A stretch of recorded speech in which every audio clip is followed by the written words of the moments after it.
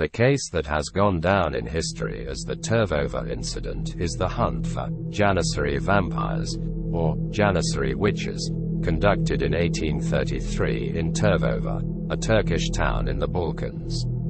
In this event, which took place during the period when the Janissary culture was intended to be destroyed in the Ottoman Empire, some dead Janissaries were removed from their graves and impaled on their chests on the grounds that they haunted the city at night as vampires and caused fear, and then these bodies were burned.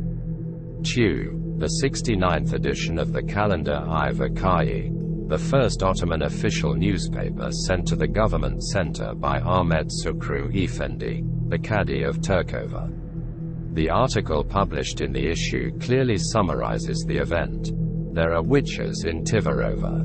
After sunset, they haunt the houses and add everything they have in the name of supplies: flour, oil, sugar, honey, and sometimes even mix soil into them. They enter into the houses and dig through the duvets, mattresses, pillows and bundles in the cargo boxes and open them. Although they throw stones, earthenware and pottery on people from time to time, no one sees anything. They also attacked several men and women. When we asked them, they said, "It's like we thought a buffalo had fallen on us." They said, but they hadn't seen anything.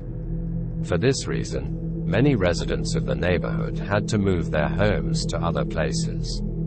In the end, the people decided that this was a witch's work. A Greek named Nicola, who lived in Islamia from the surrounding towns and found fame for bringing out witches, was called to the town to deal with this business and negotiated with him for 800 cents in exchange for settling the business. Nicola went to the town cemetery with a blackboard with pictures on it that he had brought with him, and he turned it over by placing it on his finger. The illustrated board showed that whichever grave was facing, that grave was a witch. The graves where the illustrated board was left facing belonged to two Janissaries, Ali Alemdar and Abdi Alemdar, who belonged to the Janissaries quarry, which has now been removed, while they were alive.